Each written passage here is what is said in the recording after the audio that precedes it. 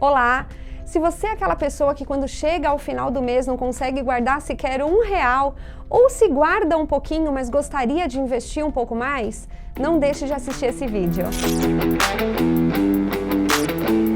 Olá! Eu sou a Simone, coordenadora de investimentos alta renda aqui da Necton, e eu trago hoje a presença da Patrícia, que é especialista em investimentos e também uma das assessoras alta renda aqui da corretora. Patrícia, muito obrigada pela sua contribuição. Eu que agradeço. É um prazer tê-la aqui com a gente. A gente vai tratar diretamente hoje a respeito de um assunto que é muito comentado, né, Sim, Paty? bastante. Na verdade, é um assunto bem interessante para quem está pensando em começar a investir. Né? Nós vamos falar de planejamento financeiro, é o tema, e hoje o assunto vai ser orçamento pessoal. Então, diretamente, inclusive, para aquele tipo de público que ou já guarda um pouquinho todo mês, né, Paty? Ou que tem uma dificuldade em guardar, chega no final do mês, termina no 0 a 0, ou acaba devendo um pouquinho. Então, a gente vai... esse vídeo é com o intuito de te apoiar a organizar a sua saúde financeira, né, Paty? Sim, sim. Fala um pouquinho pra gente, então, Patrícia, o que é efetivamente aí o orçamento pessoal? Sim. O orçamento pessoal, Simone, na verdade é a base para um bom planejamento financeiro. Sem o orçamento pessoal você não consegue se planejar financeiramente. Apesar de ser simples, exige uma certa disciplina, né? Que você tem que pegar o que você tem de receita e você também tem que separar o que você tem de despesa. E na questão de receita, você vai separar o teu salário, se você recebe aluguéis ou dividendo de investimento, enfim, você vai colocar tudo na coluna de receitas, tá? Eu brinco que é um papel de pão, você consegue fazer aí o seu orçamento pessoal, né?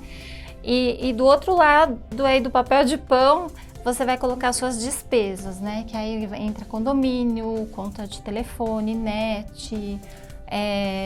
enfim, prestação do imóvel, aluguel, enfim. Eu acho que o importante, né, Patrícia, é a gente ter realmente um planejamento, né? Sim. Você montar essa estrutura para que a gente consiga enxergar a nossa situação financeira como um todo e aí, a partir daí, tomando decisões, né? Sim. E eu penso que, e aí você pode, né, reconfirmar essa informação, eu penso que para a gente chegar nesse nível de ter todo esse detalhamento de informação, a gente tem que passar por algumas etapas, né, Paty? São 5 etapas, na verdade, né?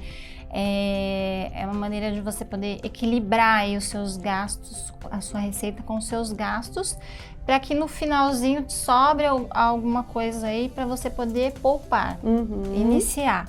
Qual seria, Paty, a primeira etapa? A primeira etapa, como eu já mencionei, você vai calcular os seus rendimentos.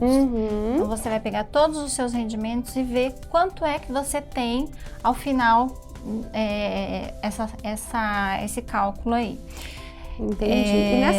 Paty, nessa primeira etapa, desculpa aí te interromper, nessa primeira etapa, que eu vou considerar aí todos os recebimentos que eu tive, né, o meu salário, possivelmente um aluguel que eu receba periodicamente, suponhamos que eu faça um empréstimo, eu vá ao meu banco, tem lá o meu limite pré-aprovado, peguei R$5.000, então aquele dinheiro entrou no meu caixa daquele mês. Eu devo considerar esse recebimento dos R$5.000? De maneira alguma. Isso na verdade, você tá contraindo uma dívida. Isso até empréstimos, enfim, até entra no seu planejamento financeiro, mas tem que ser de uma forma consciente. E não você agregar isso à sua receita mensal. Não, muito pelo contrário. Ele vai na coluna aí de despesa. Às vezes a gente fica com aquela falsa sensação, né? Poxa, entrou hoje no meu orçamento R$5.000, mas a gente sabe hoje que as taxas de juros nos bancos são bem expressivas, né, Paty? Então você pega R$5.000 hoje e chega no final, pagou quase 10. Então, na verdade, você está adquirindo uma despesa e não uma receita, né, Paty? Sim, exatamente. O segundo passo, então, é para você observar melhor o seu lerite, tá? Sempre você vai usar o líquido, o salário líquido, e não o bruto, porque o bruto, enfim, não interessa. O que interessa é o que você recebe lá na sua conta no final do mês. Legal. Ô, Paty, e suponhamos que eu seja uma pessoa que trabalhe numa área comercial e eu tenha aí a possibilidade de receber bonificações mensais, semestrais, que são valores geralmente até que expressivos, dependendo se você atinge a sua meta. Eu devo considerar esse recebimento que possivelmente eu venha a ganhar? Não, você não deve. Por quê? Porque não é um valor que você tem a obrigatoriedade de receber. Isso depende de você cumprir uma meta, enfim, né? Ou a empresa tiver lucro, enfim, tem N fatores aí. Então, você não pode usar esse valor como se fosse uma receita do mês, tá? O que você pode fazer com este valor é aumentar, que isso a gente vai falar no próximo vídeo, tá? Mas o que você pode fazer com esse valor a mais que você vai receber é alocar ele na reserva de emergência, ou então em alguma outra caixinha, como a gente vai falar no próximo vídeo. E separando então o que vem de extra aí, né? Que a gente não pode incorporar no teu orçamento. Exato. Para colocar aí em algum lugar, algum investimento que seja interessante. Isso mesmo. Legal. Ô, Paty, se eu sou, por exemplo, um autônomo, que eu não tenho holerite, cada mês eu recebo um valor diferente aí de salário, enfim, como que eu faço para ter essa noção aí do valor que possivelmente eu receba por mês? Então, no caso do autônomo, o interessante é que ele faça uma média. Primeiro ele vai ter que separar o que é despesa da empresa e a despesa dele, pessoa física, né? Como a gente tá tratando aqui de pessoa física, né? Investidor mais comum e não pessoa jurídica, o ideal é que ele faça uma média aí dos últimos 12 meses de quanto ele tem quanto ele teve aí de ganhos, né? Ah, tá. E inclusive o que ele tirar uma média disso. Então, quando ele receber um valor que seja um pouco acima dessa média, até ele já deixar separado naquela caixinha. Na caixinha, lá. Exatamente, tá? Tá bom. Então, para o autônomo, o ideal é isso, porque o autônomo ele conta com, hoje ele recebeu R$2.000, o mês que vem ele vai receber 10. Então, ele tem que fazer uma média disso daí para ele não se atrapalhar com as contas, né? Outro detalhe importante também, isso vale para autônomo, para CLT, enfim, não importa. Tem que ter no mínimo 6 meses, isso a gente também vai falar no próximo vídeo com mais detalhe, mas tem que ter no mínimo 6 meses aí de uma reserva de emergência, com o valor dos seus custos mensais aí no mínimo de 6 meses. Porque se der um pepino aí, meu carro quebrou, eu tenho de onde tirar, é mais ou menos isso, né, Paty? Isso mesmo. Ah, legal. Paty, além das receitas, né, que a gente comentou agora, holerite, se eu sou um autônomo, que eu recebo periodicamente, eu também tenho que mensurar os meus gastos, né? Sim. Tá. Então, aí a gente vai entrar aí no terceiro passo, né, que é a análise detalhada aí dos gastos. Então, a gente vai fazer...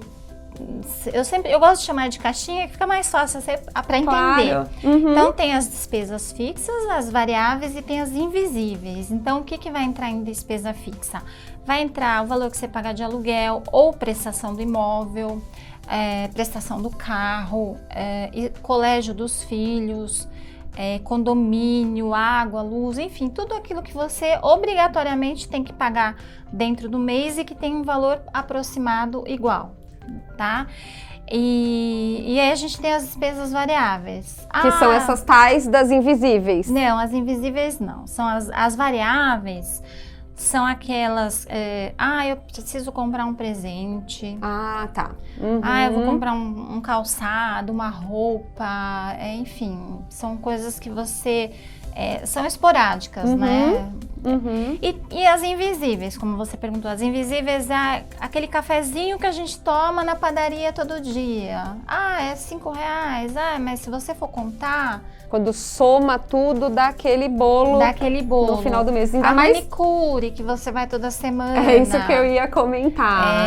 Enfim, um sorvetinho que você toma na hora do almoço. Tudo aquilo que foge do que você já tem programado aí nas despesas fixas, né, e nas variáveis, É o invisível também. que é a mais perigosinha, né? Ainda mais pra gente que é mulher, né, Exato. Paty? Por exemplo, às vezes você tem que ir numa perfumaria, comprar um shampoo, você sai com shampoo, condicionador, hidratante pro corpo, batom e a unha que você tá, né, não vai conseguir na manicure e quer colocar uma unha postiça. Então eu acho que aí que tá o perigo, né? Porque é o detalhezinho, é aquela bala que eu tava esperando o táxi chegar, que eu comprei pra chupar um chiclete, é importante colocar, né, Paty? É importante, exatamente. Ó, quem fuma, por exemplo, cigarro não é o nosso caso, mas quem fuma cigarro, que eles acham, não, imagina, cigarro vou colocar em despejo. Não. Tem que colocar tudo. Porque aí você vai conseguir mensurar realmente o que você está tendo de gasto e onde é que você pode cortar.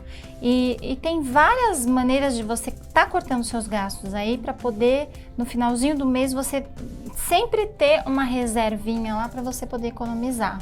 Eu acho que o importante também, Paty, é a gente conseguir identificar o que é aquele custo que a gente orçou, que a gente sabe que todo mês vai ter aquela recorrência, e aquele custo não orçado, né? Que apareceu ali no imprevisto.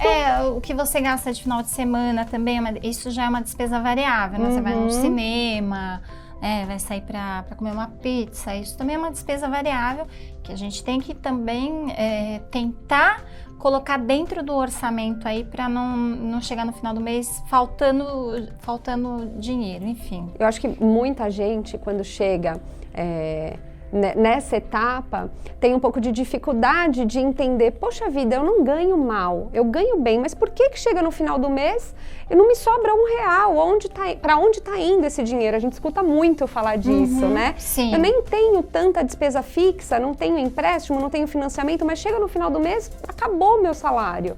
Então eu acho que a gente conseguir tentar identificar esse plano como um todo é uma forma da gente se autoavaliar, né? Sim. Onde a gente pode economizar, aonde a gente pode talvez até gastar um pouquinho mais, mas de uma forma sempre calculada, observando cada passo, analisando muito bem qual decisão vai tomar. Eu acho que entender como um todo é importante, né, um detalhe Paty? também que é bastante importante é a questão do cartão de crédito, né?